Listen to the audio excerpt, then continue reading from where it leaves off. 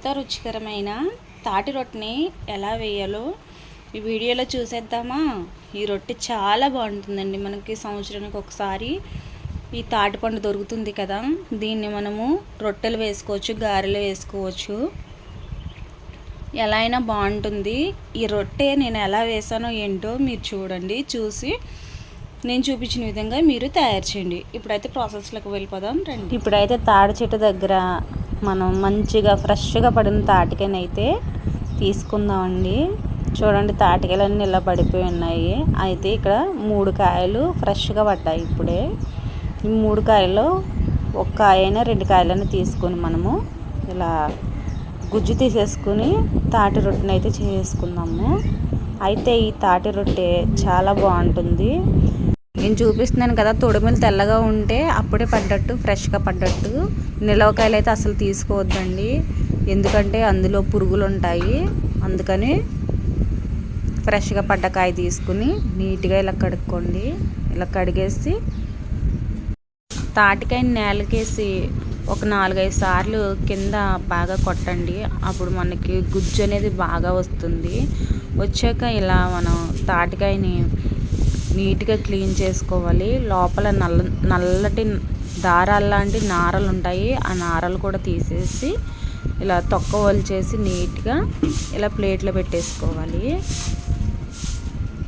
నీట్గా చేసేసుకున్నాక చాలామంది ఏం చేస్తారంటే ఈ గుజ్జు తీయడానికి ఇవి ఉపయోగిస్తారు. వీటి వల్ల వస్తుంది, కానీ కొంచెం టైం పడుతుంది. మనకి సింపుల్గా పని అవ్వాలంటే ఇలాగ మనకి బూర్లు గిట్ట ఉంటుంది కదండి, బూర్లు గిట్ట అంటారు, ప్రొకోడి గిట్ట అంటారు. ఇలాంటి గిట్టని తీసుకుని దీనిపైన మనం గుజ్జు తీసుకున్నట్లయితే చాలా ఈజీగా వచ్చేస్తుంది. ఇప్పుడు దీంతో మనం గుజ్జు తీసుకుందాం. ఈ టిప్పు, ఇది కూడా ఒక టిప్ అండి.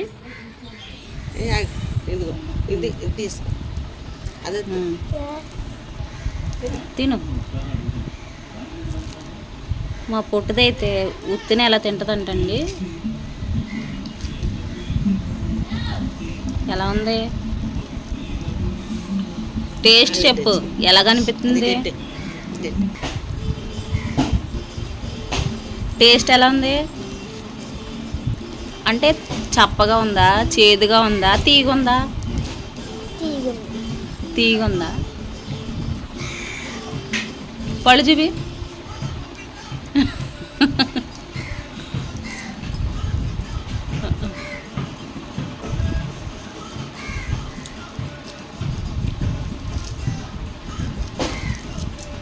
అయితే గుజ్జు తీసేసుకుందామండి.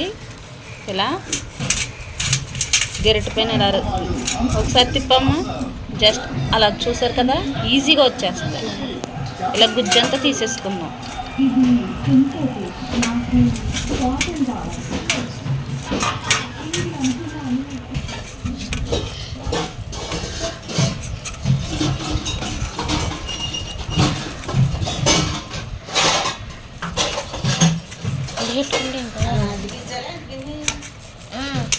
చూడండి, ఇలా గుజ్జు అంతా తీసేసుకున్నాం కదా, ఒక్క టెంకకే ఇంత గుజ్జు వచ్చింది.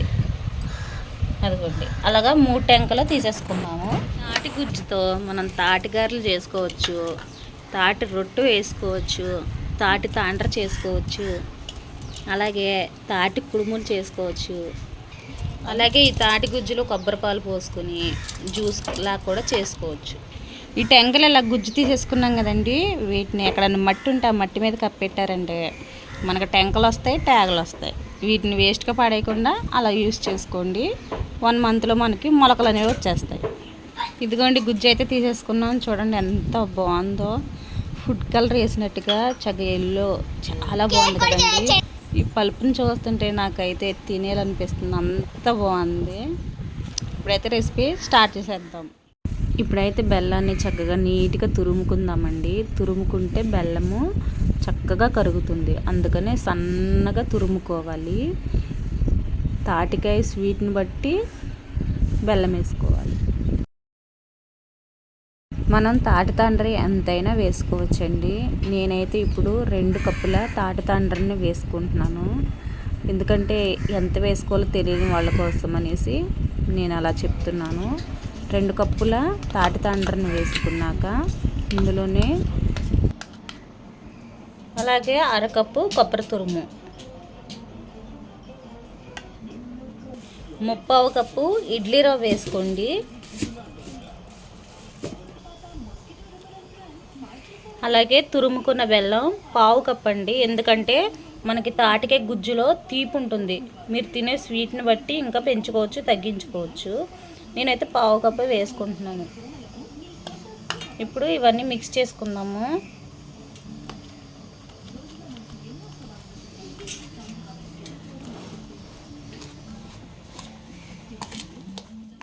ఈ తాటి రొట్టెలోకి మనము ఇడ్లీ రవ్వని తక్కువే వేసుకోవాలండి, ఎక్కువ అస్సలు వేసుకోవద్దు. ఎక్కువ వేసుకున్నారంటే మీకు తాటి రొట్టె అనేది రాదు. అలాగే మనం వాటర్ ఏమి వేయని అవసరం లేదండి. ఈ తాటి గుజ్జు తడి మనకు సరిపోతుంది, చక్కగా నానుతుంది. మీకు వీలైతే ఇప్పుడు కలిపేసుకుని ఫ్రిడ్జ్లో పెట్టుకుని రేపు వేసుకోవచ్చు. లేదు అనుకుంటే ఇప్పుడు వేసుకుని తెల్లారి తినాలి, అప్పుడు బాగుంటుంది. ఇలా కలుపుకున్న మిశ్రమాన్ని ఒక అరగంట పాటు పక్కన పెట్టుకుని అప్పుడు మనము తాటి రొట్టె వేసుకుందాము. చూడండి, బాగా మిక్స్ చేసేసుకున్నాం కదా. ఈ మిశ్రమాన్ని పక్కన పెట్టేసుకుందాము, నానుతుంది చక్కగా. చూడండి, అరగంట పాటు పక్కన పెట్టుకున్నాక చక్కగా నానింది కదా. ఇప్పుడు చేతితో దీన్ని బాగా కలిపి అప్పుడు అట్టు వేసుకుందామండి. ఇలా కలిపేటప్పుడు మీకు ఒకవేళ గట్టిగా అయిపోతే కొంచెం తాటి గుజ్జుని వేసుకుని కలిపి అప్పుడు వేసుకోండి. వాటర్ అనేది వేయొద్దు. వాటర్ వేస్తే మీకు అట్టు అనేది సరిగ్గా రాదండి, అందుకని తాటి గుజ్జు వేసుకోండి. ఇప్పుడైతే అట్టును వేసేసుకుందాము. ఈ అట్టు వేయడానికి మందపాటి పెనం కావాలి. నా దగ్గర అయితే పాతకాలపు అట్ల పెనం ఉంది, దాని మీద వేస్తున్నాను. మీరు మందపాటి పెనం మీద వేసుకోవచ్చు, లేదంటే మూకుడు, మందపాటి మూకుడైనా ఉంటుంది కదా, అందులోనైనా వేసుకోవచ్చు. ఇలా మొత్తం అట్లాగా వేసేసుకుని చూసారు కదా, ఇంత మందమైతే ఉండాలి అట్టు, అప్పుడు గుల్లగా వస్తుంది, బాగా కుక్ అవుతుంది. సిమ్లో ఒక అరగంట పాటు ఉడికించారంటే అట్టు అయితే రెడీ అయిపోతుంది.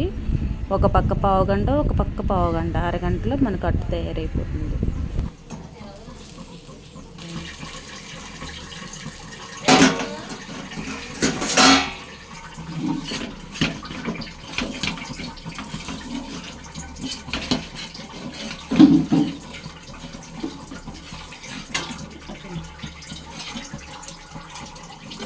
చూడండి, ఇలా కాలిన తర్వాత అట్టుని జాగ్రత్తగా తిరిగేసుకోవాలి. ఇప్పుడు కొద్దిగా ఆయిల్ పోసుకుని మళ్ళీ సిమ్లో పెట్టి ఉడికించుకుందాం.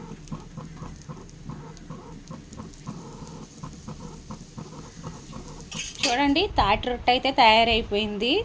చూసారు కదా, చాలా బాగా వచ్చింది, చాలా బాగా కుక్ అయ్యింది. మీరు చూస్తున్నారు కదా, 2 రొట్టెలు వేసాను, 2 తాటి రొట్టెలు. ఒకటి అప్పుడే తినేసారు, కాకపోతే ఇది వెంటనే తినకూడదండి, బాగా చల్లారిన తర్వాత, లేదు రేపు తినొచ్చు. ఇది మనకి 4 days 5 days వరకు నిల్వ ఉంటుంది బయటే. మనం 4 days వరకు ఎంజాయ్ చేసుకుంటే తినొచ్చు. సంవత్సరానికి ఒక్కసారి దొరుకుతుంది కాబట్టి మనం తినొచ్చండి, చాలా బాగుంటుంది తాటి రొట్టె.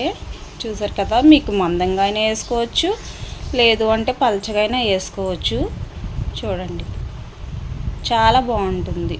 నేను చూపించిన విధంగా మీరు గుజ్జు తీసుకున్నట్లయితే పీచు కూడా ఎక్కువ రాదండి. తాటి పీసులు ఉంటాయి కదా, పీసు ఉంటుంది కదా, పీసు కూడా రాదు, తక్కువగా వస్తుంది. చూడండి,